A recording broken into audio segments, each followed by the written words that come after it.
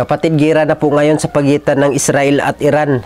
Kapatid, hindi na po bago para sa atin yan sa lahat ng mga mananampalataya ni Kristo kasi nakasaad po yan sa aklat ng buhay sa Bible. Kaya hindi na po bago sa atin yan. Nalalaman na po natin kasi darating ang panahon na darating ang mga trahedya na yan, yung mga gira na yan. Kaya mga kapatid, totoo ang nakasulat sa Bible. Hindi iyan nagsisinungaling ang Bible. Kung ano nakasulat dyan, darating ang panahon na darating talaga ang mga yan. Ngayon, pauna pa lang yan, yung gira-gira na yan. Ang dami na ngayon nagpapanik, ang dami na ngayon na nagulantang dahil sa nangyari sa Israel at Iran. Ngayon, nagigira-gira na sila. Dati, nakita lang natin yung mga gira-gira na yan sa pelikula. Pero ngayon, nasa totoong buhay na. Kaya, mga kapatid, nangahulugan lang na totoo ang salita ng Diyos. Hindi magiging sinungaling ang Bible na to.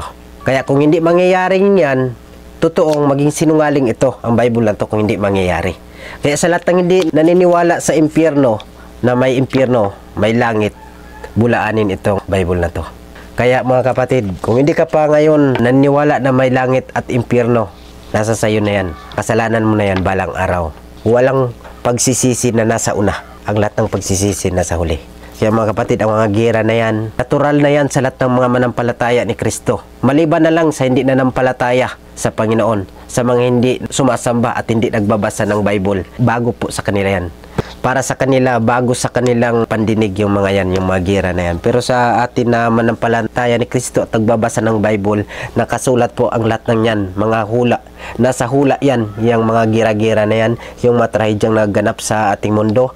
May nag-crash na eroplano, isa lang yung nakaligtas, dalawa, yung isa nahuli sa biyahe. Ganon kabuti si Lord kapag hindi pa yung takdang panahon mo. Gagawa ang Panginoon ng himala. Gagawa ng paraan ng Panginoon para hindi tayo mapahamak. Hindi namin kayo pwede talian sa ilong, sa liig para hilahin ka namin papunta dito sa Panginoon, para maglingkod sa Panginoon, para mag-serve sa Panginoon.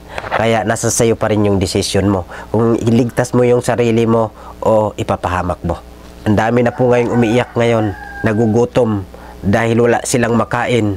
Yung mga bahay nila, yung mga ari-arian nila, ubos, durog na durog. Ngayon, ang daming naghihirap ngayon sa Israel, nanghingi ng tulong.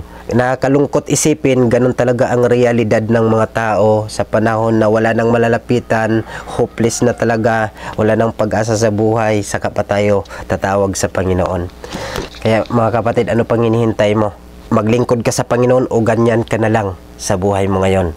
Ikaw kapatid ang magpipili ng iyong kaligtasan.